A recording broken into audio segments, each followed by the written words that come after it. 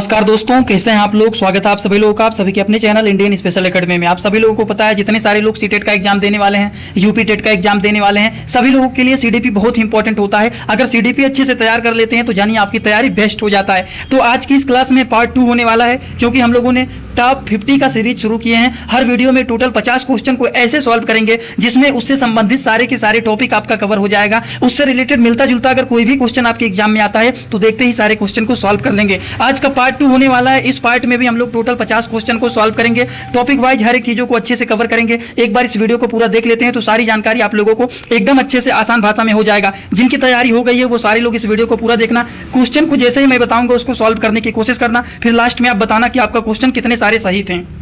और एक बात, जो लोग नोट्स को परचेज करना चाहते हैं, सीटेट का, यूपी टेट का, सभी लोगों के लिए नोट्स बनकर के तैयार हो गया है। इसी वीडियो के कमेंट बॉक्स में एक व्हाट्सअप का लिंक दिया गया है। जैसे ही आप उस पर क्लिक करेंगे व्हाट्सअप पर पहुंचेंगे, 99 रुपीज का सारा नोट्स मिल जाएगा। मात्र 99 रुपये पेमेंट करना है। कहाँ करना है, कैसे करना है, क्या क्या मिलेगा, वो सारा डिटेल आपको व्हाट्सअप पर बता दिया जाएगा। तो चलिए आज की क्लास को शुरू करते हैं बिना देर किए हुए। सबसे पहले क्वेश्चन की ओर हम आगे बढ़ते हैं। सबसे पहला क्वेश्चन है, निम्नलिखित में से कौन सा वृद्धि और विकास, निम्नलिखित में से कौन सा वृद्धि और विकास के सिद्धांतों से संबंधित नहीं है। अब देखिए, ग्रोथ एंड डेवलपमेंट में आप लोगों ने पढ़ा है कि निरंतरता का सिद्धांत होता है, मतलब निरंतर ग्रोथ होना, समन्वय का सिद्धांत, व्यक्तित्व का सिद्धांत, ये सारे किसके हैं? वृद्धि और विकास के सिद्धांतों से संबंधित हैं। लेकिन नहीं कौन है? वर्गीकरण का सिद्धांत नहीं है। तो इसका सही जवाब होगा ऑप्शन बी।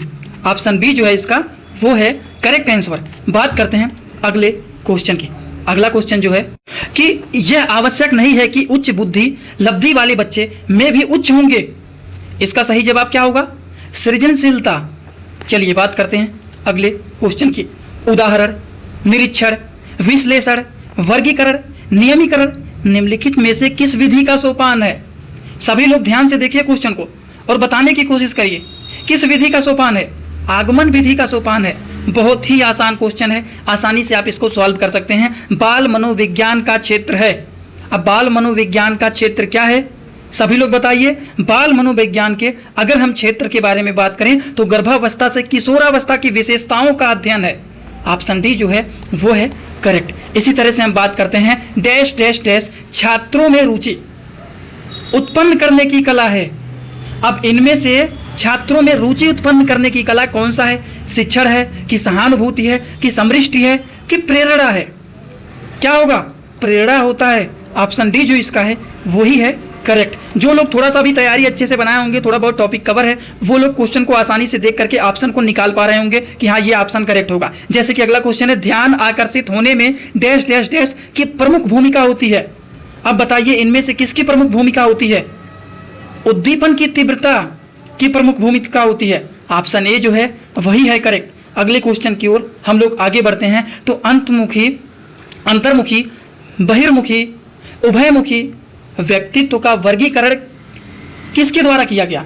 क्रेचनर के द्वारा कि युंग कि सेल्डन कि स्पेंजर?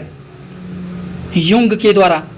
समझ में आया? ऑप्शन बी जो इसका है वही है करेक्ट। अगले क्वेश्चन की ओर आगे बढ़ते हैं। व्यवहारवादी, फ्रीमैन, न्यूमैन, वाटसन, होलजिनसंगर इनमें से किसने कहा है कि मुझे नवजात शिशु दें, दो मैं डॉक्टर उसे वकील दें, दो मैं उसे डॉक्टर, वकील, चोर या जो चाहूं बना सकता हूं? इनमें से किसने कहा कि तुम मुझे नवजात शिशु दे दो, मैं उसे डॉक्टर, वकील, चोर, मुझे जो मन करेगा मैं जो चाहूं वो बना सकता हूं, बस तुम्हें क्या करना है? मुझे एक नवजात शिशु को दे दो। मैं चाहूं डॉक्टर बना सकता हूं, मैं चाहूं वकील बना सकता हूं, मैं चाहूं चोर बना सकता हूं। किसने कहा है? जल्दी से बताइए। वाटसन ने कहा है। बहुत ही आसान चीज है, बहुत ही आसान सवाल है। इस तरह के क्वेश्चन को आसानी से आप सॉल्व कर सकते हैं। अंतर्दृष्टि सूझ द्वारा सीखने के सिद्धांत में कोहलर ने प्रयोग किया था। किसके ऊपर प्रयोग किया था? कुत्तों पर कि वन मानुषों पर कि बिल्ली पर कि चूहों पर? किस पर किया था? वन मानुषों पर। ऑप्शन बी जो इसका है वही है सही। अगले क्वेश्चन की ओर आगे बढ़ते हैं। वह अवस्था जो कि माता के 21वें गुणसूत्र के जोड़े के अलग न हो पाने के कारण होती है वो कहलाती है। अब क्या कहलाती है? डाउन सिंड्रोम कहलाती है। समझ में आया? चलिए बात करते हैं अगले क्वेश्चन की। अगला क्वेश्चन है, वह मापनी जिसमें अंतराल मापनी के समस्त गुण के साथ परम शून्य भी हो सकती है वो कहलाती है। अब इनमें से बताइए क्या कहलाती है? अनुपात मापनी कहलाती है। ऑप्शन डी बिल्कुल ही करेक्ट है। चलिए बढ़ते हैं अगले क्वेश्चन की ओर। अगला जो क्वेश्चन है, आप लोग थोड़ा सा दिमाग लगा करके वीडियो को रोक करके ऑप्शन बताने की कोशिश करिए, जिससे लास्ट में आप स्कोर अपना काउंट कर सकें कि आपके कितने सारे क्वेश्चन सही थे। बढ़ते हैं अगले क्वेश्चन की ओर। विकास की किस अवस्था में बुद्धि का अधिकतम विकास होता है? बाल्यावस्था में, कि शैशवावस्था में, कि किशोरावस्था में, कि प्रौढ़ावस्था में? सभी लोग बताइए जल्दी से। किशोरावस्था में होता है। ऑप्शन सी इसका जो है वो है करेक्ट। अगले क्वेश्चन की ओर आगे बढ़ते हैं। संप्रत्यय का निर्माण का प्रथम सोपान है, क्या है? प्रत्यक्षीकरण है। ऑप्शन सी जो इसका है वो है करेक्ट। अधिगम में डैश डैश डैश ने प्रभाव का नियम दिया। अब बताइए कौन प्रभाव का नियम दिया? जल्दी से बताइए। थॉर्नडाइक का नाम सुने हैं? थॉर्नडाइक जो हैं इन्होंने ही अधिगम में थॉर्नडाइक ने प्रभाव का नियम दिया था। बढ़ते हैं हम अगले क्वेश्चन की ओर। शिशु का अधिकांश व्यवहार आधारित होता है, किसके ऊपर आधारित होता है? मूल प्रवृत्ति पे आधारित होता है। चलिए बात करते हैं अगले क्वेश्चन की। एक परिस्थिति में अर्जित ज्ञान का दूसरी परिस्थिति में उपयोग कहलाता है, क्या कहलाता है? सीखने में स्थानांतरण कहलाता है। चलिए इसी तरह से हम बात करते हैं अगले क्वेश्चन की। सांख्यिकी में वह रेखा चित्र जिसमें आवृत्तियों को स्तंभों द्वारा प्रदर्शित किया जाता है वो क्या कहलाता है?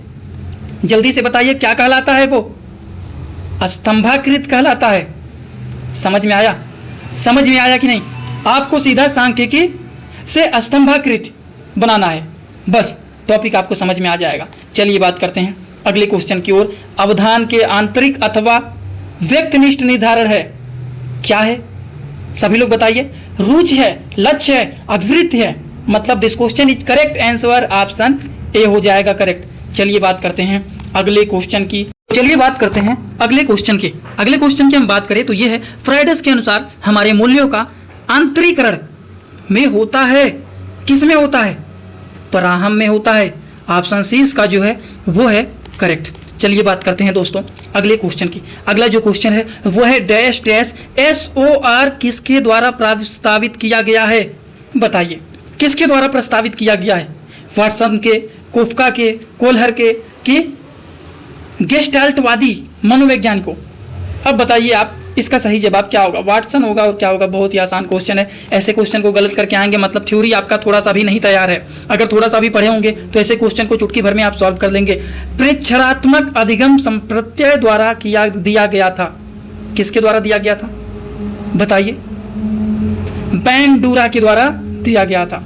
चलिए बढ़ते हैं हम अगले क्वेश्चन की ओर। थोड़ा सा दिमाग लगा करके वीडियो को रोक करके सॉल्व करने की कोशिश आप जरूर करिएगा, फिर हमारे आंसर जो बता रहे हैं उसको सुनिएगा। ध्यान को केंद्रित करने की आंतरिक दशा है, क्या है? रुचि है और क्या है?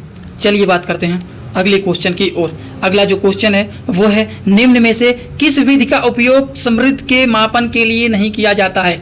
आप बताइए। मापन के लिए नहीं किया जाता है, क्या होगा? प्रत्यायन विधि होगा, तार्किक विधि होगा, पहचान विधि होगा, या फिर पुनः सीखना विधि होता है? होता तो बहुत कुछ है पर पूछा गया है मापन के लिए नहीं किया जाता है। बताइए क्या होगा इसका सही जवाब? तार्किक विधि मापन के लिए नहीं किया जाता है। मतलब this question is correct answer option B. चलिए बात करते हैं अगले क्वेश्चन की ओर।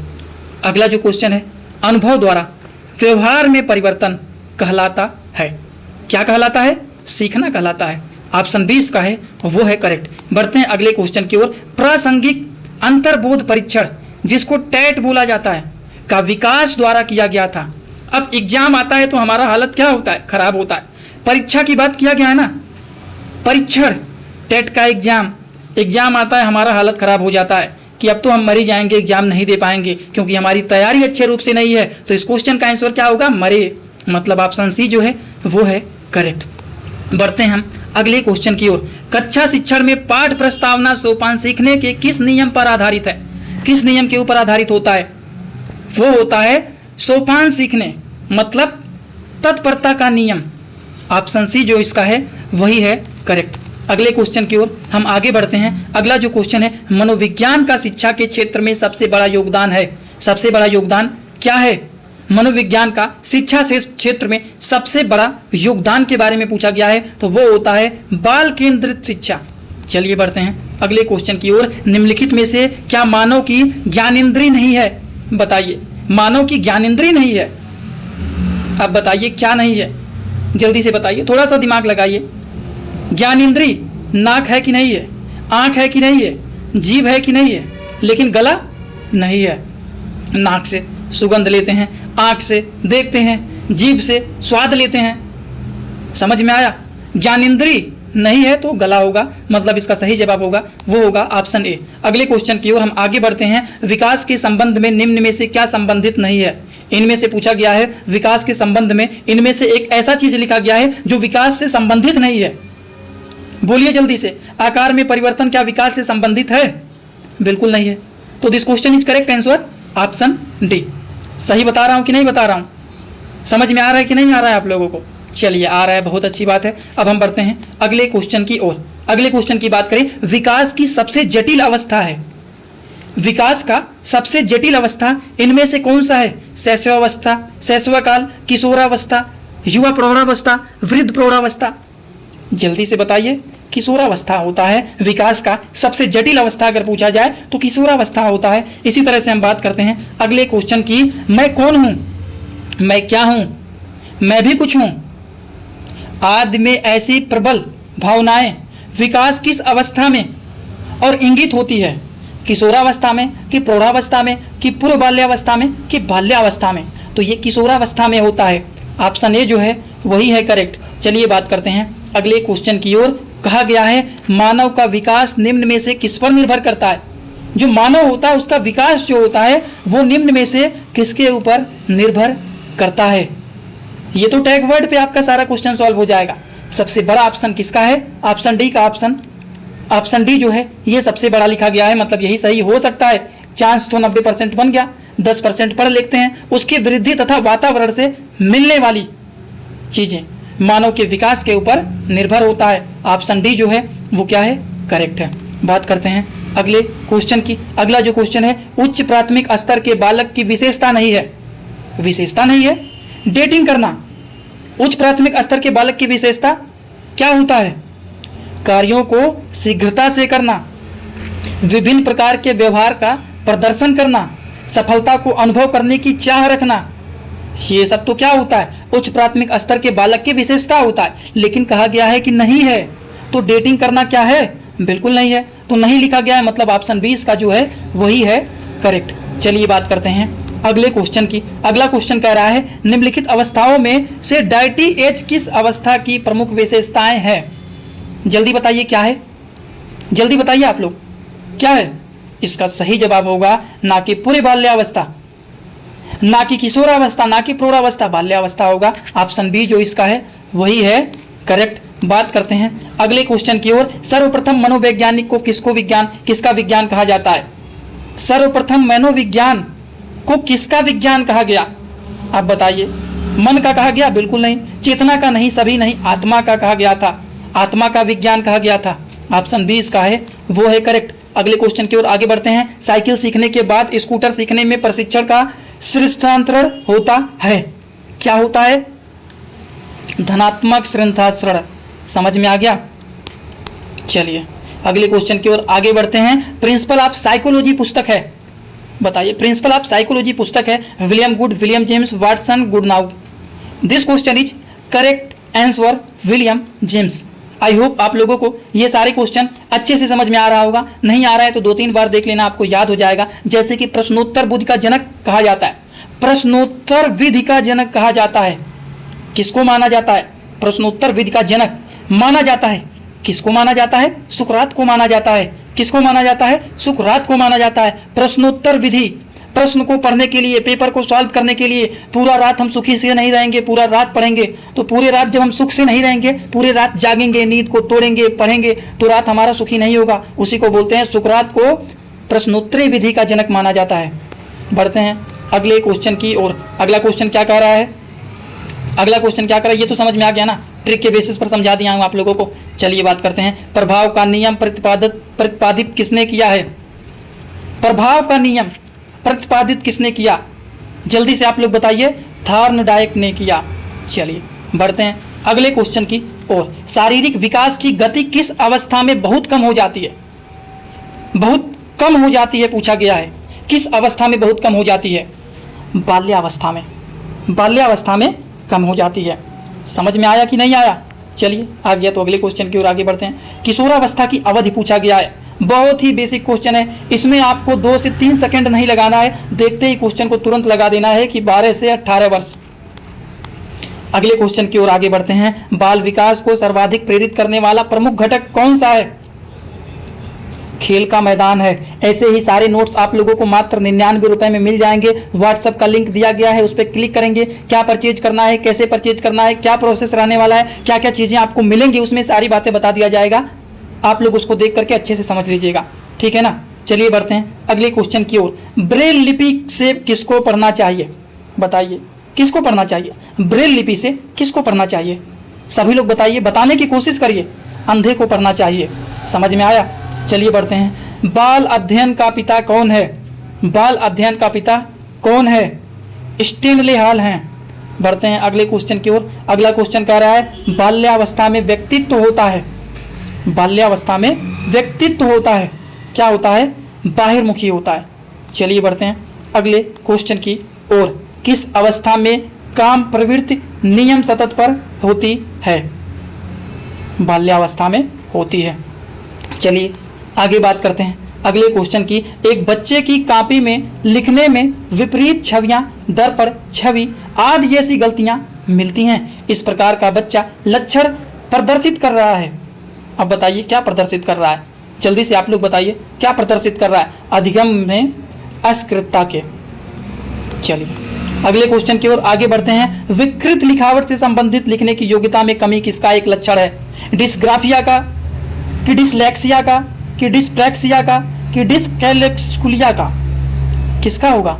डिसग्राफिया का होगा। चलिए अगले क्वेश्चन की ओर आगे बढ़ते हैं। अधिगम जिससे बिना संभव नहीं है। अधिगम जो होता है किसके बिना संभव नहीं है? प्रेरणा के बिना संभव नहीं है। ऑप्शन बी जो है वो है करेक्ट। चलिए लास्ट क्वेश्चन की बात कर लेते हैं। ज्ञान रचनात्मकता सिद्धांत पर आधारित शिक्षण का आधार है। करके सीखना। ऑप्शन डी सही है। और इसी तरह से सारे सब्जेक्ट के नोट्स को परचेज करना चाहते हैं, एमसीक्यू सीरीज को लेना चाहते हैं, ईवीएस का नोट्स, सीडीपी का notes, important question MCQ series को लेना चाहते हैं, ये जो सारे सीरीज चल रहे हैं उसके पीडीएफ लेना चाहते हैं, सारे के सारे नोट्स मिल जाएंगे व्हाट्सएप पर। आप व्हाट्सएप का लिंक दिया गया है इस वीडियो के डिस्क्रिप्शन बॉक्स में, कमेंट बॉक्स में। आसानी से आप क्लिक करके व्हाट्सएप पर पहुंच करके 99 रुपीज पेमेंट करना है, कहाँ करना है, कैसे करना है, क्या क्या मिलेगा, वो सारी बात व्हाट्सएप पर टीम वाले हमारे बता देंगे। आप परचेज कर सकते हैं आसानी से। और इस वीडियो को ज्यादा से ज्यादा आप लोग सारे के सारे दोस्तों के पास शेयर करना, जिससे उन्हें भी अनुमान लग जाए कि हाँ इस चैनल पर TET, UP TET, CTET, UP TET की तैयारी चल रहा है, अच्छे से चल रहा है। आप लोग यहाँ पर इस चैनल पर ज़्यादा से ज़्यादा सपोर्ट करें। अब आप लोगों से मुझे कुछ नहीं चाहिए, बस चैनल को सब्सक्राइब कर लीजिए और वीडियो को एक लाइक कर दीजिए और अपने ज़्यादा से ज़्यादा दोस्तों के पास बस शेयर कर दीजिए कि हमारा यूट्यूब पर नया चैनल आया हुआ है, इस पर आप लोगों को फ्री आपका सारे क्लासेस चल रहे हैं। बस आप सपोर्ट बनाए रखिए जिससे हमारा आप लोगों तक बात पहुँच सके। आज का वीडियो यहीं पर होता है complete. Thanks for watching. Like में share and subscribe this channel.